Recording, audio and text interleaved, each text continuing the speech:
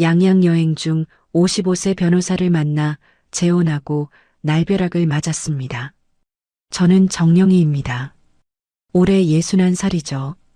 남편을 하늘로 보내드린 지 8년이 지났어요. 그 긴 세월 동안 혼자서 두 아이를 키워내느라 정신없이 살았습니다.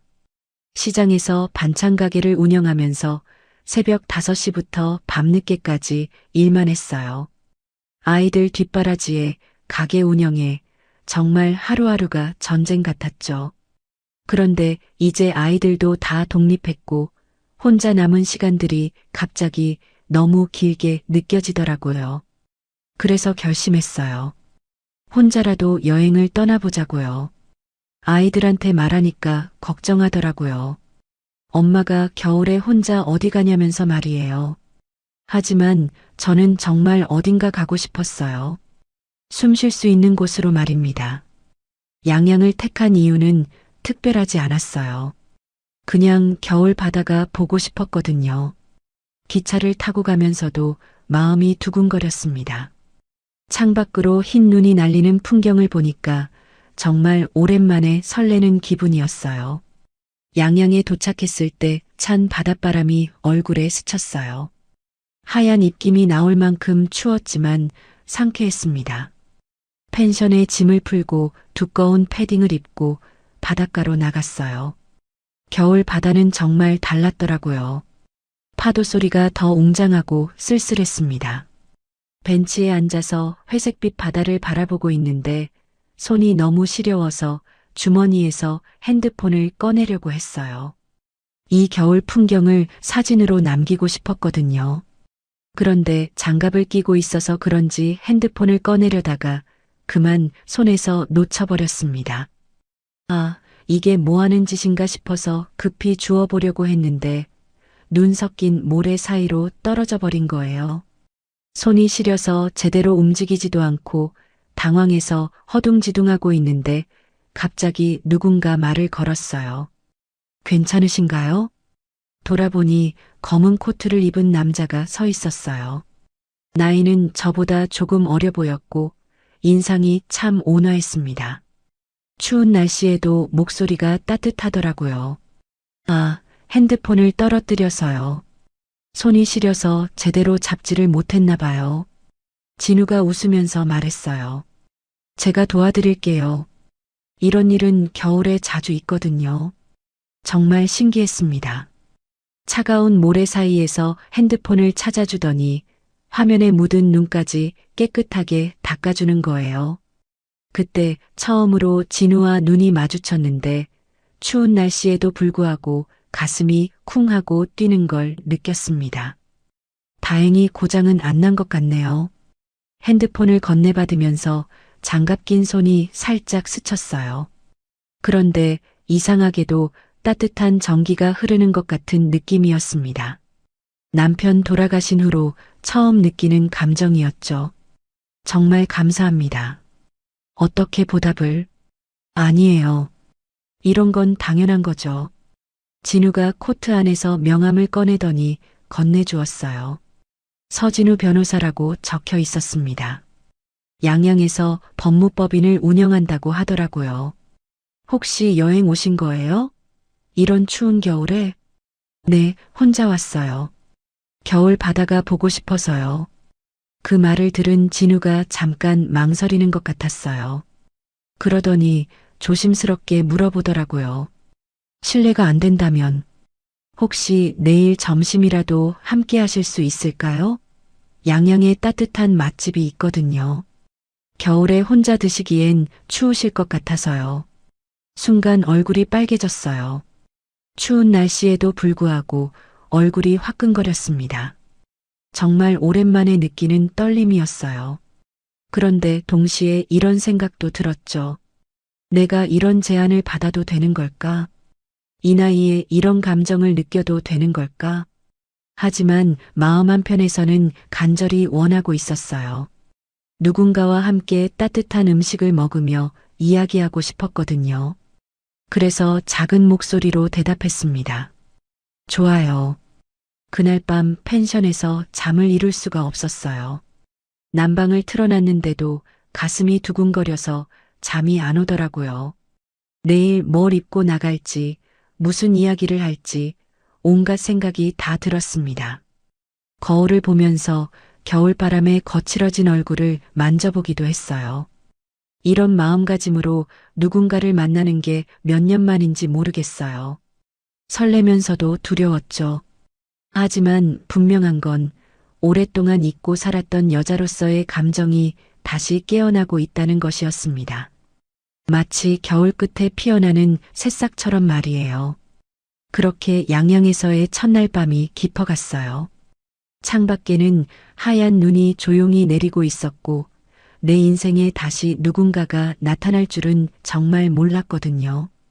양양에서 돌아온 후 진우와 저는 매일 연락했어요. 처음에는 안부를 묻는 간단한 문자였는데 점점 길어지더라고요. 아침에 눈을 뜨면 가장 먼저 진우의 메시지를 확인하는 제 모습이 신기했습니다. 이런 설렘이 아직도 가능한 건지 몰랐거든요. 진우는 정말 세심했어요. 제가 새벽 일찍 일어난다는 걸 알고는 전날 밤 늦게 메시지를 보내지 않았죠. 대신 아침 6시쯤 되면 어김없이 좋은 아침 인사가 왔어요. 오늘도 좋은 하루 되세요. 몸 조심하시고요. 짧은 문장이었지만 마음이 따뜻해졌습니다.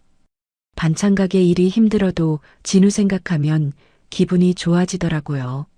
손님들한테도 더 친절해졌어요. 아마 제 얼굴에서 행복이 묻어나왔나 봅니다. 사장님 요즘 표정이 밝아지셨네요. 무슨 좋은 일 있어요? 단골 할머니가 그렇게 물어보시더라고요. 얼굴이 빨개져서 아무 말도 못했습니다. 이 나이에 이런 기분을 느끼는 게 부끄러우면서도 즐거웠어요. 일주일 정도 지났을 때 진우가 서울로 올라온다고 했어요. 변호사 일 때문에 법원에 가야 한다면서요. 그런데 시간이 되면 저녁이라도 같이 먹고 싶다고 하더라고요. 그날 하루 종일 떨렸습니다. 뭘 입을지 몰라서 옷장을 몇 번이나 뒤졌어요. 너무 꾸민 것 같아도 이상하고 너무 수수한 것 같아도 이상하고 결국 평소보다 조금 더 예쁜 블라우스를 선택했습니다. 저녁 6시에 약속한 식당에서 진우를 기다리고 있는데 마음이 쿵쾅거렸어요. 정말 오랜만에 느끼는 긴장감이었죠. 그런데 진우가 나타나는 순간 모든 걱정이 사라졌습니다. 기다리셨죠? 죄송해요. 진우가 미안해하며 앉았는데 전혀 기다린 것 같지 않았어요. 오히려 더 보고 싶었다는 마음뿐이었거든요. 식사하면서 진우는 계속 제 이야기를 물어봤어요. 아이들은 어떻게 지내는지, 가게 일은 힘들지 않은지, 건강은 괜찮은지. 그런 관심이 정말 진심 같았습니다. 남편이 돌아가신 후로 누군가 저를 이렇게 세심하게 걱정해 주는 건 처음이었어요. 혼자 사시기 힘드시죠? 진우가 조심스럽게 물었어요. 순간 목이 메었습니다. 그동안 혼자라는 게 힘들다고 내색한 적이 없었거든요.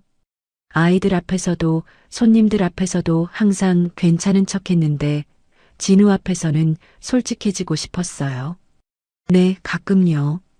특히 밤에 혼자 있을 때면. 제 말을 들은 진우의 눈빛이 따뜻해졌어요.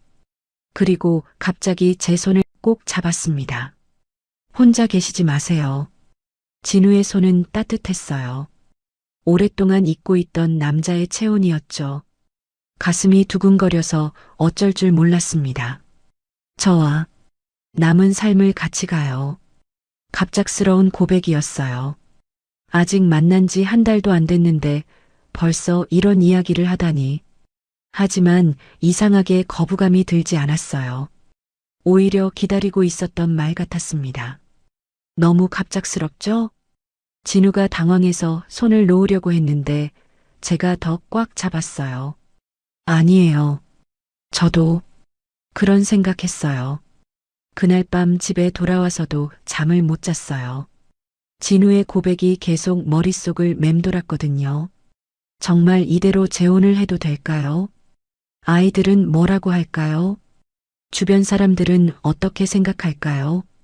하지만 마음은 이미 정해져 있었어요. 진우와 함께하고 싶었습니다. 남은 인생을 혼자 보내기엔 너무 길었거든요. 다음 날 아침 진우한테 전화했어요. 어제 말씀하신 것 진심이세요? 물론이죠. 제가 농담으로 그런 말씀 드렸겠어요? 진우의 목소리는 확신에 차 있었어요. 그 확신이 저한테도 용기를 줬습니다. 그럼 해봐요. 그렇게 우리의 재혼 이야기가 시작됐어요. 진우는 정말 적극적이었습니다. 바로 다음 주에 또 서울로 올라와서 아이들을 만나겠다고 했어요. 큰아들 민수와 둘째 딸 소영이를 따로 만나서 이야기했어요. 처음에 아이들은 당황했죠. 엄마, 갑자기 무슨 소리예요? 소영이가 놀라서 물었어요. 아직 아빠 돌아가신 지 얼마 안 됐는데. 민수도 못마땅한 표정이었습니다. 하지만 제 마음은 확고했어요. 너희들도 이제 다 컸잖아. 엄마도 혼자 살기 외로워. 그래도 이렇게 갑자기 아이들의 걱정하는 마음을 모르는 건 아니었어요. 하지만 사랑할 수 있을 때 사랑하고 싶었습니다. 이미 61살인데 언제까지 기다릴 수 있겠어요. 진우를 소개했을 때 아이들 반응은 생각보다 나쁘지 않았어요. 특히 진우가 변호사라는 걸 알고 나서는 조금 안심하는 것 같았습니다. 어머니를 잘 모시겠습니다. 진우가 정중하게 인사했어요. 아이들도 진우의 진심 어린 태도에 마음을 열더라고요. 하지만 주변 사람들 반응은 달랐어요. 특히 시장 상인들은 노골적으로 걱정했습니다. 영희야, 이렇게 빨리 결정하면 안 돼. 사람을 제대로 알아봐야지. 그러게 말이야. 만난 지 얼마나 됐다고 벌써 결혼 얘기야? 나이 차이도 있는데. 조심해야 돼. 모든 사람이 말렸어요. 너무 성급하다고, 더 알아보고 결정하라고. 심지어 어떤 사람은 이런 말까지 했어요. 이렇게 빨리 결정하면 화를 부른다니까. 그런 말들을 들을 때마다 마음이 흔들렸어요. 정말 제가 너무 성급한 걸까요? 하지만 진우와 함께 있을 때만큼은 모든 걱정이 사라졌습니다. 사람들이 뭐라고 해도 신경 쓰지 마세요. 우리가 행복하면 되는 거 아닌가요? 진우는 늘 그렇게 말했어요. 그 말이 맞는 것 같았습니다. 다른 사람들 눈치 보느라 내 행복을 포기할 이유는 없잖아요. 결국 만난 지 2달 만에 혼인 신고를 했어요. 간소하게 식을 올리고 진우 집으로 합가하기로 했습니다. 진우는 양양에 혼자 살고 있어서 제가 가는 게 맞다고 했어요. 제가 서울로 올라갈 수도 있어요. 진우가 그렇게 말했지만 저는 양양이 좋았어요. 우리가 처음 만난 곳이기도 하고 바다가 보이는 곳에서 살고 싶었거든요. 혼인신고를 마친 날 밤 진우가 말했어요. 정말 행복합니다. 이제 혼자가 아니라는 게 저도 그랬어요. 오랫동안 혼자였는데 이제 누군가 곁에 있다는 게 꿈만 같았습니다. 하지만 마음 한편으로는 불안했어요. 너무 완벽한 사람 같아서요. 진우는 정말 흠잡을 데가 없었거든요. 잘생기고 교양 있고 다정하고 경제력도 있고 이런 사람이 왜 저 같은 사람을 선택했을까요? 혹시 제가 부족한 건 아닐까요? 어느 날 진우한테 솔직하게 물어봤어요. 무슨 소리세요? 제가 더 부족하죠. 진우는 그렇게 대답했지만 가끔 진우 눈빛에서 뭔가 다른 걸 느꼈어요. 사랑스러운 눈빛이긴 한데 그 속에 뭔가 숨겨진 게 있는 것 같았습니다. 하지만 그때는 단순히 제 착각이라고 생각했어요. 행복에 취해서 쓸데없는 걱정을 하는 거라고 여겼죠. 진우가 저를 진심으로 사랑한다고 믿었거든요. 양양으로 이사 가는 날 아이들이 배웅하러 나왔어요. 엄마, 행복하세요. 소영이가 눈물을 글썽이며 말했어요. 뭔가 이상하면 바로 연락하세요. 민수는 걱정스러운 표정으로 당부했습니다. 그렇게 저는 새로운 인생을 시작했어요.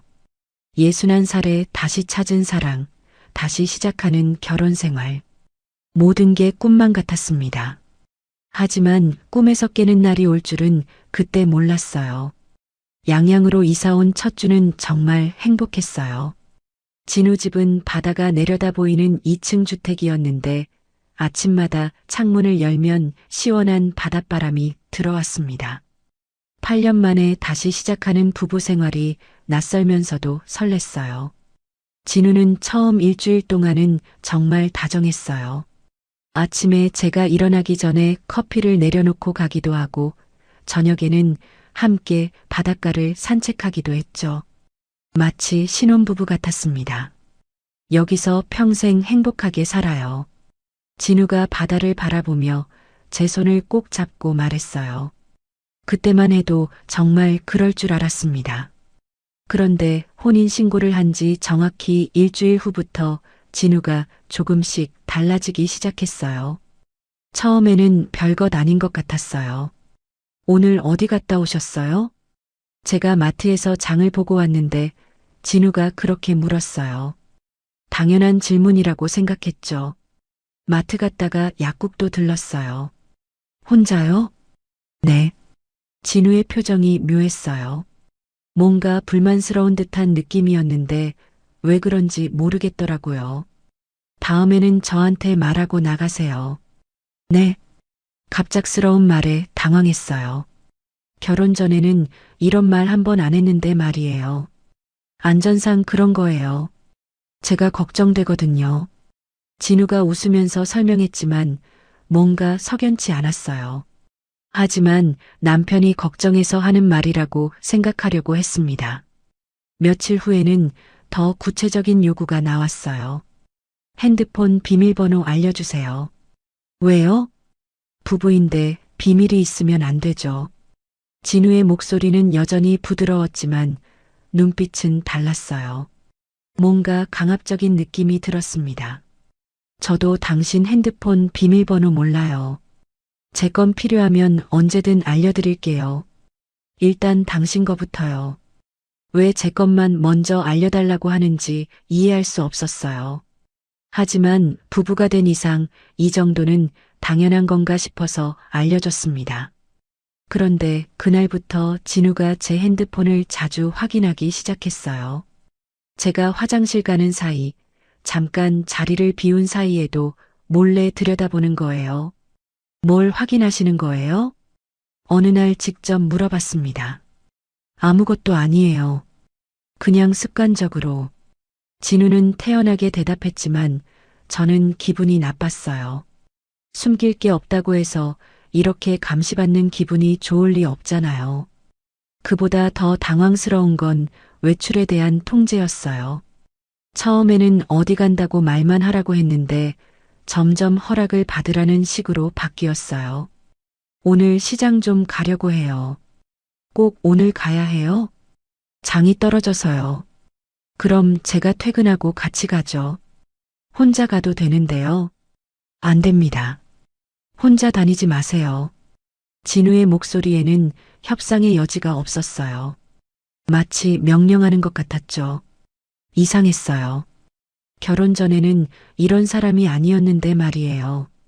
가장 충격적이었던 건 한 달 후에 일어났어요.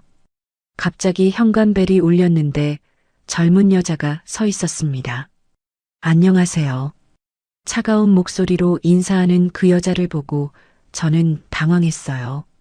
누군지 물어보려는데 진우가 뛰어나왔어요. 주희야, 언제 왔어? 방금 왔어요. 주희라는 이름을 듣고 깨달았어요. 진우의 딸이었습니다. 진우가 결혼 전에 딸이 있다고 말하긴 했는데 만날 일은 별로 없을 거라고 했거든요. 서울에서 요양보호사로 일한다면서요. 주희야, 인사해. 새어머니야.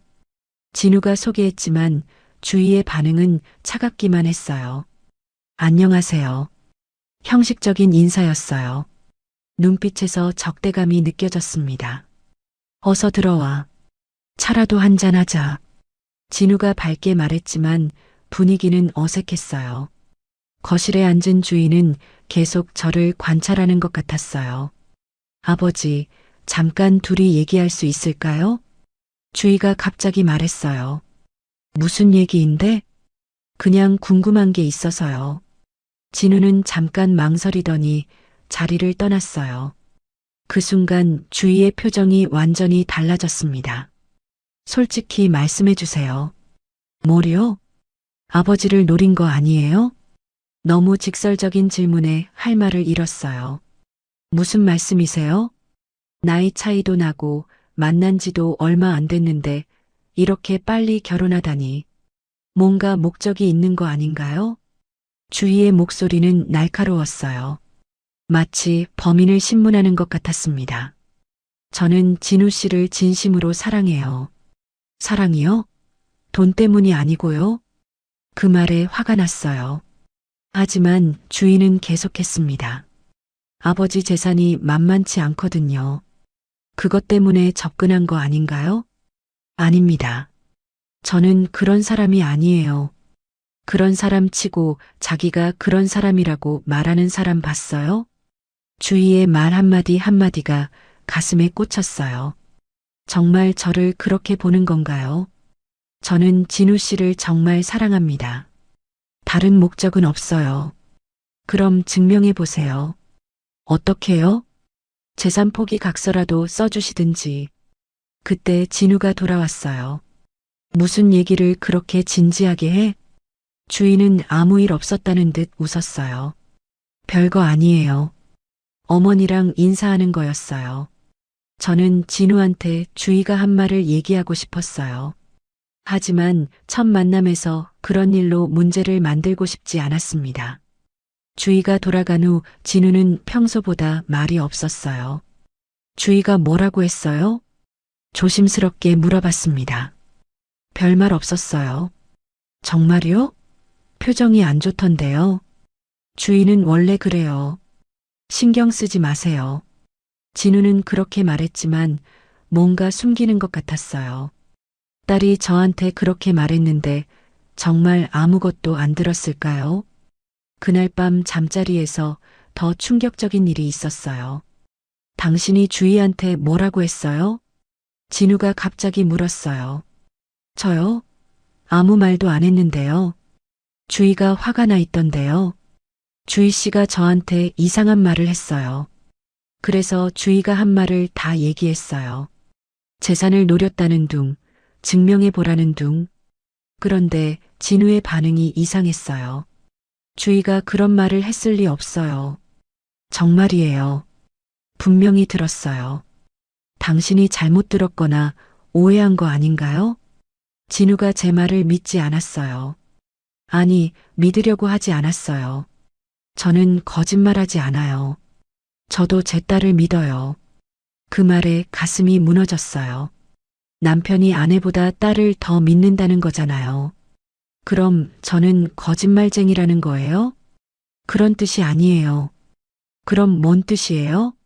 진우는 대답하지 않았어요. 그냥 돌아 누워버렸습니다. 그날 밤 잠을 한 잠도 못 잤어요. 천장을 보며 눈물만 흘렸습니다. 결혼한 지 한 달 만에 이런 일이 일어날 줄 몰랐어요. 옆에서 자고 있는 진우를 보니까 정말 모르는 사람 같았어요. 결혼 전에 다정했던 모습은 어디 갔을까요? 지금의 진우는 차갑고 의심 많고 딸만 편드는 사람이었어요. 새벽 3시가 넘어서야 조금 잠이 들었는데 꿈에서도 주희가 나타나서 저를 비난했어요. 아버지 재산만 노리는 여자. 꿈속에서도 그 말이 계속 들렸습니다. 아침에 일어나니까 베개가 눈물로 젖어 있었어요. 이게 제가 꿈꿨던 재혼 생활일까요? 사랑한다고 해놓고 한 달 만에 이렇게 달라지다니. 진우는 정말 저를 사랑하는 걸까요? 아니면 다른 이유가 있는 걸까요? 주희의 말이 계속 머릿속을 맴돌았어요. 정말 진우한테 뭔가 숨겨진 목적이 있는 건 아닐까요? 아니면 제가 너무 예민하게 생각하는 걸까요? 하지만 분명한 건 예전에 다정했던 진우는 사라졌다는 것이었어요. 이제 남은 건 차가운 시선으로 저를 감시하고 통제하려는 낯선 남자뿐이었습니다. 주희가 다녀간 후 일주일 정도 지났을 때였어요. 아침에 현관문을 열었는데 예쁜 꽃바구니가 놓여 있었습니다. 하얀 장미와 백합으로 만든 꽃다발이었는데 정말 고급스러워 보였어요. 처음에는 진우가 저한테 보낸 선물인 줄 알았어요.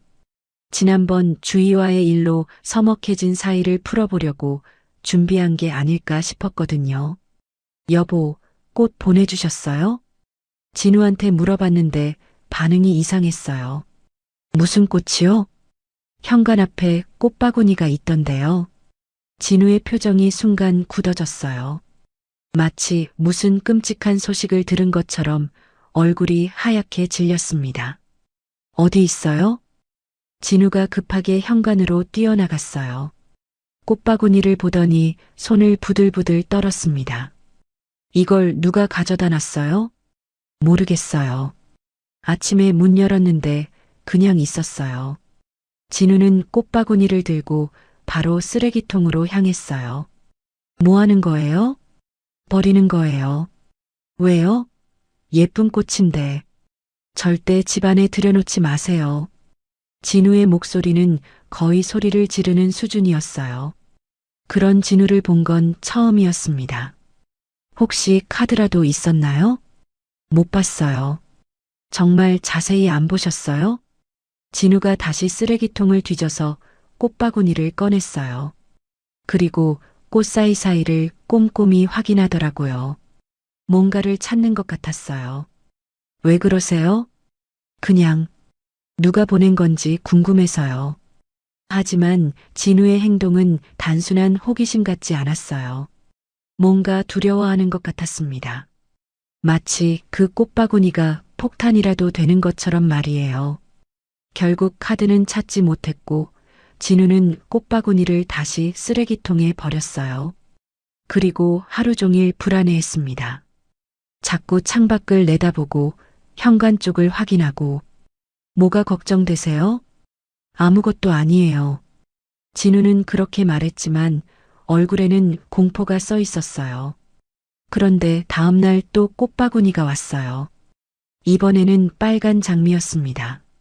역시 카드는 없었고 누가 가져다 놓았는지도 모르겠더라고요. 또 왔네요. 진우한테 알렸더니 이번에는 아예 화를 냈어요. 누구든 이런 장난치는 사람 찾아서 혼내줘야겠어요. 장난이에요? 누군가 호의로 보낸 걸 수도 있잖아요.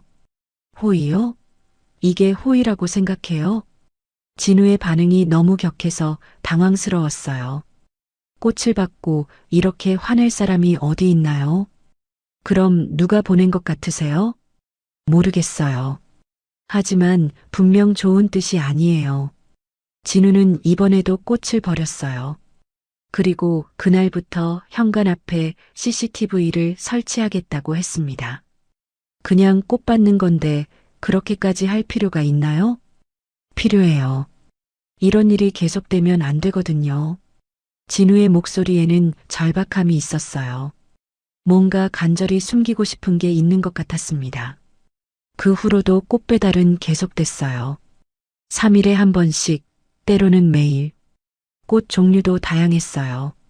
백합, 장미, 국화, 거베라. 모두 고급스러운 꽃들이었죠.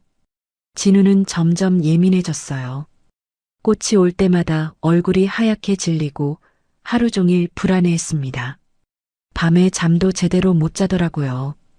도대체 뭐가 무서운 거예요? 어느 날 참다 못해 물어봤어요.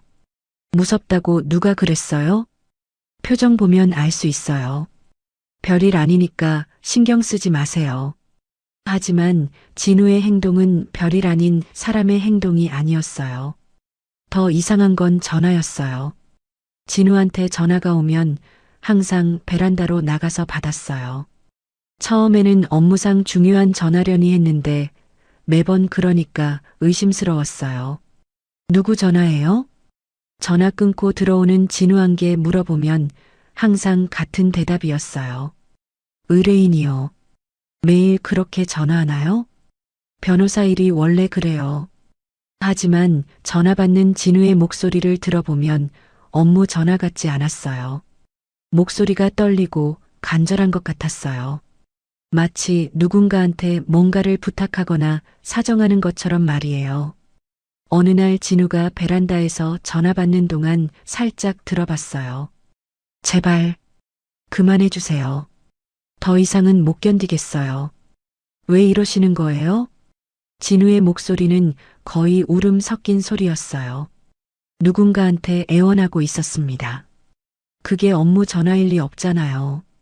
그럼 누구한테 그렇게 사정하는 걸까요? 꽃바구니를 보내는 사람과 관련이 있는 건 아닐까요? 진우는 전화를 끊고 들어와서도 한참 동안 멍하니 있었어요. 얼굴이 파리해져서 완전히 다른 사람 같았습니다. 괜찮으세요? 네, 괜찮아요. 하지만 전혀 괜찮아 보이지 않았어요. 손도 계속 떨고 있었고 이마에는 식은땀이 맺혀 있었어요. 그날 밤부터 진우는 잠꼬대를 하기 시작했어요. 안 돼. 제발. 죄송해요. 정말 죄송해요. 자다가 이런 말을 계속 중얼거렸어요. 깊은 잠에 빠져 있으면서도 무엇인가를 두려워하는 것 같았습니다. 저도 덩달아 불안해졌어요. 남편이 이렇게 무서워하는데 저라고 마음이 편할 리 없잖아요. 혹시 우리를 해치려는 사람이 있는 건 아닐까요? 아니면 진우가 과거에 뭔가 잘못한 일이 있는 건 아닐까요? 꽃배달이 시작된 지 한 달쯤 됐을 때 이번에는 검은 장미가 왔어요. 처음으로 검은 꽃이었습니다. 그걸 본 진우의 반응은 더욱 심각했어요. 이건 안 돼요. 진우가 혼잣말로 중얼거렸어요. 손을 부들부들 떨면서 꽃을 쳐다봤습니다. 뭔가 의미가 있는 거예요? 의미요? 무슨 의미가 있겠어요? 하지만 진우의 표정을 보면 분명히 뭔가 특별한 의미가 있는 것 같았어요. 마치 경고나 협박을 받은 것처럼 보였거든요. 그날 밤 진우는 거의 잠을 못 잤어요. 계속 뒤척이면서 중얼거렸습니다. 저도 불안해서 잠이 안 왔어요. 새벽 3시쯤 진우가 갑자기 일어나서 거실로 나갔어요. 무슨 일인가 싶어서 따라 나가 봤는데 창문을 통해 밖을 계속 감시하고 있었어요. 뭘 보고 계세요? 혹시 누가 있나 해서요. 누가요? 아무도 아니에요. 진우는 그렇게 말했지만 분명히 누군가를 경계하고 있었어요. 꽃을 보내는 사람을 찾으려는 것 같았습니다. 아침이 되어서도 진우는 계속 불안해했어요. 출근할 때도 뒤를 자꾸 돌아보고 빨리 문을 잠그라고 했어요. 조심하세요. 혹시 모르니까 문 열어주지 마세요. 누가 와도요? 네, 누가 와도요. 진우가 출근하고 나서 혼자 있으니까 더욱 무서웠어요. 정말 누군가 우리를 지켜보고 있는 건 아닐까요? 꽃을 보내는 것도 무슨 계획의 일부인 건 아닐까요? 그런 생각들이 머릿속을 가득 채웠어요. 진우가 숨기고 있는 비밀이 뭘까요? 왜 그렇게 두려워하는 걸까요? 그리고 우리에게 어떤 위험이 닥칠까요? 꽃바구니 하나로 시작된 일이 이렇게 커질 줄은 몰랐어요. 이제는 집에 있는 것도 무섭고 밤에 자는 것도 무서워졌습니다. 진우의 공포가 저한테도 전염된 것 같았어요. 꽃배달이 계속되면서 진우는 점점 더 예민해졌어요. 집에 있을 때도 계속 불안해하고 밤마다 악몽에 시달렸습니다. 저도 덩달아 스트레스를 받아서 집안 분위기가 무거워졌어요. 어느 날 진우가 서울에 급한 업무로 가게 됐어요. 하루 종일 비어있을 예정이라고 했습니다. 혼자 있기 무섭지 않아요? 진우가 걱정스럽게 물어봤어요. 괜찮아요. 낮에는 별일 없을 거예요. 사실 요즘 계속 긴장하고 있어서 혼자 있는 시간이 오히려 편했어요. 진우가 없으면 적어도 그의 불안에 전염되지는 않을 테니까요. 진우가 나간 후 집안을 정리하기로 했어요. 결혼한 지 2달 정도 됐는데 아직 제대로 정리 못한 곳이 많았거든요. 특히 진우의 서재는 한 번도 들어가 본 적이 없었어요. 서재는 건드리지 마세요. 진우가 결혼 초기에 그렇게 말했었거든요. 중요한 업무 자료가 많아서 함부로 정리하면 안 된다고 했어요. 하지만 오늘은 진우가 없으니까 한번 들어가서 먼지라도 털어야겠다 싶었어요. 아내가 남편 서재 청소하는 게 그렇게 이상한 일은 아니잖아요. 서재 문을 열었더니 생각보다 어수선했어요. 책상 위에 서류들이 쌓여 있고 책장도 먼지가 많이 쌓여 있었습니다. 먼저 책장부터 정리하기 시작했어요. 책들을 하나씩 빼서 먼지를 털고 다시 꽂았죠. 그런데 책장 뒤쪽에서 서류 뭉치가 떨어졌어요. 처음에는 그냥 주워서 제자리에 놓으려고 했어요. 그런데 무심코 본 서류 제목에 눈이 멈췄습니다. 생명보험증권. 그리고 그 아래 제 이름이 써 있었어요. 정영희. 수익자란에 분명히 제 이름이 적혀 있었습니다. 처음에는 진우가 저를 위해서 보험에 가입해 준 건가 했어요. 남편이 아내를 위해 보험에 들어주는 건 흔한 일이니까요. 그런데 자세히 보니까 이상했어요. 피보험자는 서진우, 수익자는 정영희. 그러니까 진우가 죽으면 제가 보험금을 받는 거였어요. 더 놀라운 건 보험 가입 날짜였습니다. 올해 2월 15일. 우리가 결혼하기 바로 일주일 전이었어요. 가슴이 쿵 하고 내려앉았어요. 저를 만나고 한 달도 안 돼서 이런 보험에 가입했다는 거잖아요. 그것도 수익자를 저로 해서요. 손이 떨려서 서류를 제대로 잡을 수 없었어요. 하지만 계속 읽어야 할 것 같았어요. 더 충격적인 내용이 있을지도 모르니까요. 보험 종류를 보니까 종신보험이었어요. 보험 금액은 5억 원. 그런데 특약 조건이 여러 개 있었어요. 질병 사망, 재해 사망, 그리고 심장질환 관련 특약까지. 심장질환이라는 말에 더욱 놀랐어요. 진우가 심장에 문제가 있다는 말은 한 번도 안 했거든요. 건강하다고 했는데 왜 심장질환 특약이 있을까요? 더 뒤져보니까 건강검진 결과지가 나왔어요. 날짜를 보니까 보험 가입 직전인 2월 10일이었습니다. 검진 결과를 읽어보는데 충격이었어요. 관상동맥 협착증 중등도, 부정맥, 심근경색 고위험군. 의사 소견에는 언제든지 급성 심근경색이 발생할 수 있으므로 각별한 주의 필요라고 적혀 있었어요.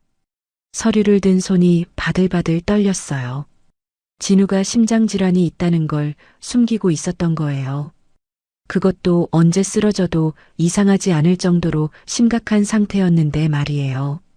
그런데 왜 이걸 숨겼을까요? 그리고 왜 저를 수익자로 해서 거액의 보험에 가입한 걸까요? 갑자기 소름이 끼쳤어요. 혹시 진우가 저와 결혼한 이유가 다른 건 아닐까요? 사랑해서가 아니라 보험금 때문인 건 아닐까요? 아니에요. 그럴 리 없어요. 진우가 저를 그렇게 이용할 사람은 아니에요. 분명 다른 이유가 있을 거예요. 하지만 머릿속에서는 계속 의심이 들었어요. 너무 빨리 접근해서 결혼을 재촉한 것도, 결혼 직전에 거액의 보험에 가입한 것도 모든 게 계획적이었던 건 아닐까요? 더 뒤져보니까 다른 서류들도 나왔어요. 병원 진료 기록, 약 처방전들. 모두 심장 관련 치료 기록이었어요. 그런데 날짜를 보니까 우리가 양양에서 만나기 훨씬 전부터였어요. 작년부터 계속 심장 치료를 받고 있었던 거예요. 그런데 저한테는 한마디도 안 했어요. 건강하다고 했는데 말이에요. 나를 속인 거야? 혼자 중얼거렸는데 목소리가 떨렸어요. 더 충격적인 건 꽃배달과 관련된 서류도 있었어요. 어떤 여자 이름으로 된 편지였는데 내용이 무서웠어요. 당신이 한 일을 모든 사람에게 알려버릴 거예요. 새 아내에게도 진실을 말해줄까요? 보험금 타려고 결혼한 거 맞죠? 편지를 읽는데 온몸이 얼어붙었어요. 진우가 정말 보험금 때문에 저와 결혼한 건가요? 그리고 그걸 아는 사람이 또 있다는 거예요. 꽃을 보내는 사람이 이 여자인 것 같았어요. 진우를 협박하고 있었던 거예요. 그래서 진우가 그렇게 무서워했던 거고요. 가슴이 무너지는 것 같았어요. 진우의 사랑이 가짜였다는 게 믿어지지 않았어요. 양양에서 처음 만났을 때 그 떨림과 설렘이 모두 거짓이었다는 거잖아요. 나 보험금 때문에 선택한 거야? 소리내어 말하니까 더욱 실감이 났어요. 제가 사랑했던 남자가 저를 그렇게 이용했다는 게요. 갑자기 화가 치밀어 올랐어요. 어떻게 사람을 이렇게 속일 수 있죠?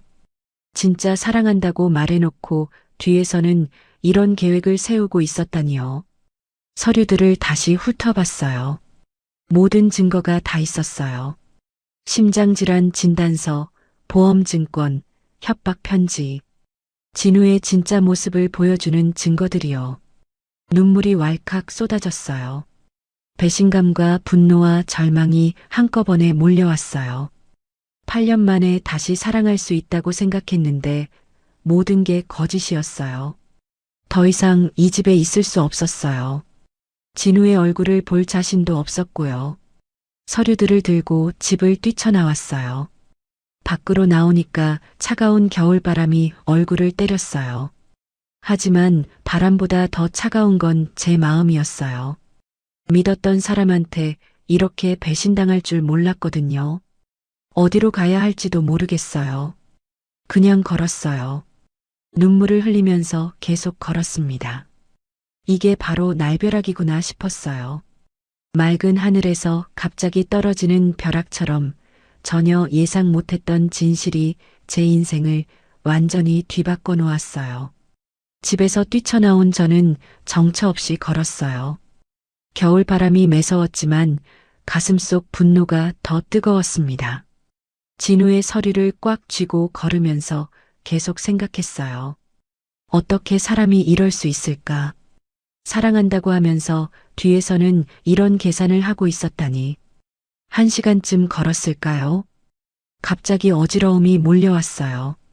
며칠 동안 제대로 먹지도 못했고 잠도 못 잤는데 충격까지 받으니까 몸이 버티지 못하는 것 같았어요. 벤치에 앉아서 숨을 고르려고 했는데 가슴이 답답하고 손이 저렸어요. 식은땀도 흘러나왔습니다. 이러면 안 되는데. 그런 생각을 하는 순간 눈앞이 깜깜해졌어요. 의식을 잃었나 봐요. 다음에 눈을 떴을 때는 병원 응급실이었어요. 누군가 저를 발견해서 신고해줬나 봅니다. 간호사가 다가와서 안부를 물었어요. 정신 차리셨어요? 혈압이 많이 높아서 쓰러지신 것 같아요. 저는 괜찮아요. 일어나려고 했는데 온몸에 힘이 없었어요. 조금 더 안정을 취하세요. 검사를 좀 더 해봐야 할 것 같아요. 의사 선생님이 오셔서 설명해 주더라고요. 스트레스성 실신이지만 혈압이나 심박수가 불안정하니까 정밀 검사를 받아보는 게 좋겠다고 했어요. 보호자분은 안 계신가요? 간호사가 물었지만 대답할 수 없었어요. 진우한테 연락하고 싶지 않았거든요. 그 사람 얼굴을 보면 또 화가 날 것 같았어요.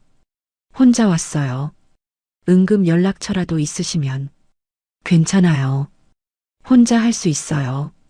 하지만 정말 힘들었어요. 온몸이 후들거리고 머리도 아팠습니다.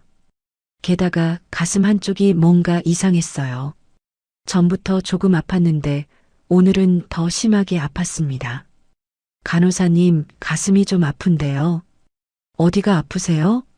제가 가리킨 부위를 만져보시더니 의사 선생님을 다시 불렀어요. 유방 쪽에 뭔가 만져지는 게 있는 것 같은데 한번 확인해 보세요. 의사 선생님이 촉진해 보시더니 표정이 심각해졌어요. 언제부터 이 부분이 아프셨어요? 한 달 전쯤부터요. 그런데 요즘 너무 스트레스 받아서 더 아픈 것 같아요. 일단 초음파 검사를 해봐야겠네요. 유방 쪽에 뭔가 이상이 있는 것 같아요. 그 말을 들었을 때는 그냥 단순한 검사려니 했어요. 설마 심각한 병일 거라고는 생각 못 했거든요. 초음파 검사를 받는데 기사님 표정이 어두워지더라고요. 한 부위를 계속 자세히 보면서 사진을 여러 장 찍었어요. 조직 검사를 받아보셔야 할 것 같아요. 조직 검사요? 네, 정확한 진단을 위해서 필요해요. 그때서야 심상치 않다는 걸 느꼈어요. 단순한 염증이나 양성 종양이라면 조직 검사까지 할 필요는 없잖아요. 조직 검사 결과를 기다리는 일주일이 정말 길었어요. 진우 집으로는 돌아갈 수 없어서 근처 모텔에 머물렀습니다. 진우한테서 전화가 계속 왔지만 받지 않았어요. 아이들한테도 연락하기 싫었어요. 걱정만 끼치고 싶지 않았거든요. 그냥 혼자서 결과를 기다렸어요. 검사 결과를 들으러 가는 날 아침, 왠지 불길한 예감이 들었어요. 의사 선생님 표정이 너무 심각했거든요. 검사 결과가 나왔습니다. 의사 선생님이 조심스럽게 말을 꺼내더라고요. 유방암 초기로 진단됩니다. 그 말을 들었을 때 머릿속이 하얗게 변했어요. 암이라는 말이 믿어지지 않았습니다. 암이요? 정말 암인가요? 네, 하지만 다행히 초기라서 치료 가능성이 높습니다. 너무 걱정하지 마세요. 의사 선생님이 위로해 주셨지만 저는 멍하니 있을 수밖에 없었어요. 진우의 배신도 충격적이었는데 이제 암까지 걸렸다니. 수술을 하셔야 하고 그 후에 항암 치료도 받으셔야 해요. 입원 준비를 하세요. 수술이라는 말에 더욱 현실감이 들었어요. 정말 암에 걸린 거구나. 이제 어떻게 해야 하지? 입원 수속을 밟으면서 눈물이 났어요. 이런 큰 병에 걸렸는데 옆에 있어줄 사람이 아무도 없다는 게 너무 외로웠어요. 진우는 믿을 수 없는 사람이고 아이들한테는 걱정 끼치기 싫고 정말 혼자구나 싶었습니다. 병실에 올라가서 입원복을 갈아입고 있는데 갑자기 병실 문이 열렸어요. 진우였어요. 여기서 뭐 하는 거예요? 소리를 질렀는데 진우의 모습이 말이 아니었어요. 며칠 동안 잠을 못 잔 것 같았고 수염도 거칠게 자라 있었어요. 영희 씨, 정말 미안해요. 진우가 제 앞에 무릎을 꿇고 앉았어요. 병원 복도에서 그러니까 다른 사람들이 다 쳐다봤습니다. 일어서요. 사람들이 봐요. 안 일어서요. 용서받을 때까지 안 일어서요. 진우의 눈에서 눈물이 흘러나왔어요. 정말 진심으로 후회하는 것 같았어요. 암에 걸린 거 맞아요? 진우가 떨리는 목소리로 물었어요. 아마 병원에서 확인했나 봐요. 그게 당신이 알 일인가요? 제가 너무 잘못했어요. 정말 잘못했어요. 진우가 바닥에 머리를 박으며 울었어요. 그런 모습을 보니까 마음이 복잡했어요. 화도 나고 슬프기도 하고. 왜 속였어요? 왜 저한테 거짓말을 했어요? 사랑했어요. 정말 사랑했어요. 사랑이요? 보험금 받으려고 결혼한 게 사랑이에요? 아니에요. 처음에는 그럴 생각이었어요. 하지만 영희 씨를 만나고 나서는 정말 사랑했어요. 진우의 말을 믿기 어려웠어요. 하지만 우는 모습이 너무 절실해 보였어요. 그럼 왜 숨겼어요? 심장병도 보험 가입도 모든 걸 왜 숨겼어요? 사랑했기 때문이에요. 사랑했기에 숨겼어요. 무슨 말이에요? 제가 언제 죽을지 모르는 몸이라는 걸 알려주면 영희 씨가 떠날까봐 무서웠어요. 그래서 숨겼어요. 진우가 흐느끼면서 설명했어요. 처음에는 정말 보험금 때문이었어요. 혼자 죽기 싫어서 누군가한테라도 도움이 되고 싶어서. 하지만 영희 씨를 만나고 나서는 달랐어요. 정말 사랑하게 됐어요. 그 말을 들으니까 더 화가 났어요. 그럼 저는 뭐예요? 보험금 수령인으로 선택당한 거예요? 어떤 게 진심인지 모르겠어요. 더 이상 믿을 수 없어요. 영희 씨, 제발 한 번만 기회를 주세요. 진우가 계속 애원했지만 저는 돌아섰어요. 지금은 진우 일보다 제 병부터 치료해야 했거든요. 암에 걸렸다는 게 아직도 믿어지지 않았어요. 진우의 배신에 이어서 또 다른 날벼락이 떨어진 거였어요. 과연 이 모든 시련을 견뎌낼 수 있을까요? 수술날이 다가오면서 저는 점점 더 불안해졌어요. 암이라는 것도 무섭고 혼자 감당해야 한다는 것도 두려웠습니다. 진우는 계속 병원에 와서 용서를 빌었지만 저는 마음의 문을 열어주지 않았어요. 영희 씨, 제발 제 옆에 있게 해주세요. 혼자서도 할 수 있어요. 수술하는 동안 누군가는 있어야 하잖아요. 진우의 말이 맞긴 했어요. 수술 동의서에 보호자 서명이 필요했고 수술 후에도 돌봐줄 사람이 필요했거든요. 결국 형식적으로만 진우가 보호자가 되기로 했어요. 하지만 마음으로는 인정하지 않았습니다. 수술 전날 밤 진우가 병실에 들어왔는데 머리를 완전히 밀고 왔어요. 깔끔하게 삭발한 모습이 너무 낯설었습니다. 왜 머리를 밀었어요? 영희 씨가 항암 치료받으면 머리카락이 빠진다고 하잖아요. 그게 당신과 무슨 상관이에요? 같이 아플게요. 끝까지 함께 할게요. 진우의 말에 가슴이 찡했어요. 하지만 아직도 믿기 어려웠어요. 정말 진심인지 아니면 또 다른 연기인지 모르겠더라고요. 머리 미는 걸로 뭔가 달라지는 건 아니에요. 저도 알아요. 하지만 이것밖에 할 수 있는 게 없어요. 진우의 목소리는 간절했어요. 정말 후회하고 있는 것 같았지만 여전히 의심스러웠어요. 수술 당일 수술실로 들어가기 전에 진우가 제 손을 꽉 잡았어요. 꼭 성공할 거예요. 걱정하지 마세요. 손 놓아요. 하지만 진우는 놓지 않았어요. 오히려 더 꽉 잡았습니다. 영희 씨, 저 정말 사랑해요. 믿어주세요. 그때 간호사가 와서 수술실로 들어가자고 했어요. 진우의 손을 뿌리치고 따라 들어갔습니다. 수술은 3시간 정도 걸렸어요. 의식이 돌아왔을 때 진우가 침대 옆에 앉아 있었어요. 눈이 빨갛게 부어 있는 걸 보니 많이 운 것 같았어요. 수술 잘 됐어요. 의사 선생님이 깨끗하게 제거했다고 하더라고요. 진우가 안도의 표정으로 말했어요. 저도 다행이라는 생각이 들었습니다. 이제 항암 치료만 잘 받으면 돼요. 그 후 며칠 동안 진우는 병원을 떠나지 않았어요. 밤새 침대 옆 의자에서 자면서 저를 돌봤습니다. 물 한 모금이라도 먹으려고 하면 바로 일어나서 도와줬어요. 집에 가세요. 변호사 일도 해야 하잖아요. 일은 나중에 해도 돼요. 지금은 영희 씨가 더 중요해요. 진우의 말과 행동이 진심 같아 보였지만 아직 완전히 믿을 수는 없었어요. 너무 많이 상처받았거든요. 일주일 후 항암 치료가 시작됐어요. 처음 받는 날 정말 무서웠어요. 부작용이 심하다고 들었거든요. 괜찮아요.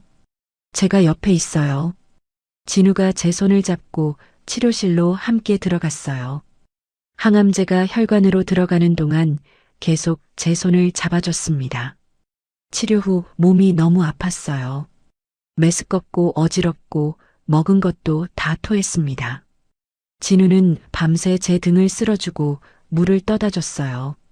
이럴 때 가족이 옆에 있어야 하는데 중얼거렸는데 진우가 들었나 봐요. 제가 가족이에요. 제가 영희 씨 가족이에요. 그런 말을 들으니까 마음이 복잡했어요. 정말 가족이 되고 싶어서 그러는 건지 아니면 죄책감 때문인지 모르겠더라고요. 한 달쯤 지났을 때 주희가 병원에 왔어요. 오랜만에 보는 주희는 많이 달라 보였어요. 표정이 부드러워졌고 눈에 걱정이 가득했습니다. 어머니, 많이 아프세요? 처음으로 따뜻한 목소리로 말하는 주희를 보고 놀랐어요. 괜찮아. 제가 정말 잘못했어요. 갑자기 주희가 눈물을 흘리기 시작했어요. 제가 어머니를 오해했어요. 아버지가 다 얘기해 주셨어요. 무슨 얘기를? 아버지가 처음에 어떤 마음으로 결혼하려고 했는지, 그런데 어머니를 만나고 나서 어떻게 변했는지, 모든 걸 다 들었어요. 주희가 울면서 고백했어요. 아버지는 정말 어머니를 사랑해요. 제가 착각했어요. 미안해요. 주희의 사과를 듣고 있으니까 눈물이 났어요. 그동안 의붓딸한테 미움받는다고 생각해서 얼마나 외로웠는지 모르거든요. 아버지가 머리 민 것도 어머니 때문이에요. 어머니랑 같이 아프고 싶다고 했어요. 그래. 네, 그리고 매일 울어요. 어머니가 자기를 용서 안 해준다고. 주희의 말을 들으니까 진우의 마음이 조금은 느껴졌어요. 정말 후회하고 있는 것 같았어요. 저도 이제부터 어머니 돌봐드릴게요. 요양보호사잖아요. 환자 돌보는 건 제가 더 잘해요. 주희가 웃으면서 말했어요. 그 웃음이 정말 따뜻해 보였습니다. 그날부터 주희도 자주 병원에 왔어요. 진우와 교대로 저를 돌봐줬죠. 아버지와 딸이 함께 저를 돌보는 모습을 보니까 정말 가족 같다는 생각이 들었어요. 어머니, 죽으면 안 돼요. 어느 날 주희가 갑자기 그런 말을 했어요. 왜 갑자기 그런 말을? 아버지가 어머니 없으면 못 살 것 같아서요.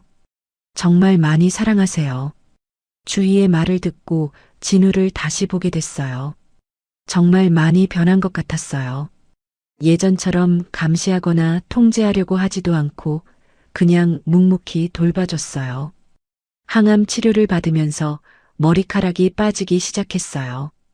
처음에는 조금씩 빠지더니 나중에는 한 움큼씩 빠졌습니다. 거울을 보는 게 너무 싫었어요. 완전히 다른 사람 같았거든요. 영희 씨, 모자 사왔어요. 진우가 예쁜 모자를 사와서 씌워줬어요. 예뻐요. 모자가 잘 어울려요. 거짓말하지 마세요. 정말이에요. 제 눈에는 제일 예뻐요. 진우의 말이 위로가 됐어요. 진심인지는 모르겠지만 그런 말을 들으니까 조금은 기분이 나아졌어요. 치료가 계속되면서 몸은 힘들었지만 마음은 조금씩 편해졌어요. 진우와 주희가 정말 진심으로 저를 돌봐주는 것 같았거든요. 특히 진우는 완전히 다른 사람이 됐어요. 예전처럼 의심하거나 통제하려고 하지 않고 그냥 조용히 곁에 있어줬습니다. 영희 씨, 제가 정말 잘못했어요. 용서해달라고 강요하지는 않을게요. 그냥 옆에서 돌봐만 드릴게요. 진우가 그렇게 말했을 때 마음이 움직였어요. 억지로 용서받으려고 하지 않고 그냥 행동으로 보여주려는 것 같았거든요. 어느 날 밤 항암 부작용이 심해서 많이 아팠어요. 진우가 밤새 제 등을 쓸어주고 물수건으로 열을 식혀줬습니다. 왜 이렇게까지 해요? 사랑하니까요. 정말이요? 네, 정말이에요. 처음에는 잘못된 이유로 시작했지만 지금은 정말 사랑해요. 그 말을 들으니까 가슴이 따뜻해졌어요. 아직 완전히 믿지는 못하겠지만 적어도 진우가 변하려고 노력하고 있다는 건 느낄 수 있었어요. 그렇게 조금씩 저희는 다시 가족이 되어가고 있었어요. 진짜 가족 말이에요. 6개월간의 항암 치료가 끝났어요. 마지막 검사 결과를 기다리는 동안 정말 떨렸습니다. 진우도 저만큼이나 긴장한 것 같았어요. 제 손을 꼭 잡고 함께 결과를 기다렸죠. 완치 판정입니다. 정말 잘 이겨내셨어요. 의사 선생님의 말을 듣는 순간 눈물이 왈칵 쏟아졌어요. 옆에서 진우도 울고 있었습니다. 정말 기적 같은 일이었어요. 영희 씨, 정말 수고했어요. 진우가 저를 꼭 안아주며 말했어요. 6개월 전만 해도 이 사람을 믿을 수 없었는데 이제는 정말 고마웠습니다. 퇴원하는 날 주희도 왔어요. 꽃다발을 들고 환하게 웃고 있었습니다. 어머니, 축하드려요. 이제 정말 가족으로 다시 시작해요. 주희의 말을 듣고 가슴이 따뜻해졌어요. 이 아이도 이제는 진짜 제 딸 같았거든요. 집으로 돌아가는 길에 진우가 갑자기 말했어요. 영희 씨, 양양 가볼까요? 양양을요? 우리가 처음 만난 그곳이요. 완치 축하도 할 겸. 양양이라는 말을 들으니까 감회가 새로웠어요. 정말 많은 일이 있었던 곳이었거든요. 사랑을 시작한 곳이기도 하고, 배신을 알게 된 곳이기도 하고. 좋아요. 가봐요. 다음 주말 우리는 양양으로 떠났어요. 겨울이었던 지난번과 달리 이번에는 봄이었습니다. 벚꽃이 피기 시작한 계절이었죠. 양양에 도착해서 처음으로 간 곳은 우리가 처음 만난 그 바닷가였어요. 벤치는 그대로 있었고 바다도 변하지 않았습니다. 여기서 핸드폰 떨어뜨렸었죠. 진우가 웃으며 말했어요. 그때는 정말 당황했어요. 저는 운명이라고 생각했어요. 영희 씨를 만날 수 있어서. 진우의 말을 듣고 그때 일이 떠올랐어요. 정말 우연히 만났는데 이렇게 많은 일을 겪게 될 줄 몰랐어요. 벤치에 나란히 앉아서 바다를 바라봤어요. 파도 소리가 마음을 평온하게 해줬습니다. 지난 1년을 돌아보니까 꿈만 같았어요. 영희 씨, 진우가 조용히 불렀어요. 네, 저 정말 잘못했어요. 처음에 접근한 이유도 거짓말한 것도 이제 그만해요. 다 지난 일이에요. 아니에요. 꼭 말하고 싶어요. 진우가 진지한 표정으로 말을 이어갔어요. 처음에는 정말 보험금 때문이었어요. 혼자 죽기 싫어서 누군가한테라도 도움이 되고 싶어서. 그런데 영희 씨를 만나고 나서는 정말 달랐어요. 어떻게요? 사랑이 뭔지 알게 됐어요. 영희 씨 웃는 모습 보면 가슴이 뛰고 슬퍼하면 저도 같이 아프고 그런 감정을 처음 느꼈어요. 진우의 목소리가 떨렸어요. 그래서 더 숨기고 싶었어요. 제가 아픈 거, 언제 죽을지 모른다는 거, 영희 씨가 떠날까봐 무서웠거든요. 바보 같은 사람. 저도 모르게 그런 말이 나왔어요. 정말 바보였어요. 사랑하는 사람한테 거짓말하면서 사랑한다고 할 수 있다고 생각했으니까. 진우가 제 손을 잡았어요. 이제는 그 손길이 따뜻하게 느껴졌어요. 영희 씨가 암에 걸렸을 때 정말 죽을 것 같았어요. 제 잘못 때문에 영희 씨가 아픈 거라고 생각했거든요. 그건 아니에요. 맞아요. 스트레스 때문이잖아요. 제가 영희 씨한테 준 스트레스 때문에. 진우의 눈에서 눈물이 흘렀어요. 하지만 그 시간이 저를 바꿔줬어요. 영희 씨를 잃을 뻔하면서 깨달았어요. 진짜 사랑이 뭔지. 진짜 사랑이요? 네. 상대방을 위해서 자신을 희생할 수 있는 거요. 영희 씨가 건강해지는 게 제 목숨보다 중요했어요. 진우가 바다를 바라보며 말했어요. 당신 없는 인생은 상상조차 싫어요. 그 말을 듣는 순간 가슴이 찡했어요. 정말 진심이 느껴졌거든요. 저도요. 제가 대답했어요. 정말요? 네. 처음에는 당신을 믿을 수 없었어요. 너무 배신감이 컸거든요. 하지만 아팠을 때 곁에서 돌봐주는 모습을 보면서 마음이 바뀌었어요. 진우가 제 말을 들으며 고개를 끄덕였어요. 고통이 깊었던 만큼 사랑도 깊어졌어요. 제가 중얼거리듯 말했더니 진우가 놀란 표정으로 저를 봤어요. 정말 그렇게 생각해요? 네. 힘든 시간을 함께 겪으면서 더 깊은 사랑을 배웠어요. 서로를 진짜로 아끼는 게 뭔지 알게 됐고요. 바람이 불어와서 제 짧아진 머리카락을 날렸어요. 항암 치료 후 다시 자란 머리카락이었죠. 영희 씨. 네. 다시 시작해요. 이번에는 정말로 진우가 제 앞에 무릎을 꿇었어요. 뭐 하는 거예요? 다시 프로포즈 하는 거예요. 이번에는 진짜로 진우가 주머니에서 반지를 꺼냈어요. 간소하지만 예쁜 반지였어요. 정영희 씨, 저와 진짜 부부가 되어주세요. 이번에는 거짓말 없이 진심으로. 그 모습을 보니까 눈물이 났어요. 1년 전 이 자리에서 처음 만났을 때는 이런 일이 일어날 줄 꿈에도 몰랐거든요. 네. 저는 짧게 대답했어요. 더 긴 말은 필요 없었어요. 진우가 제 손에 반지를 끼워줬어요. 딱 맞는 사이즈였어요. 사랑해요, 영희 씨. 저도 사랑해요.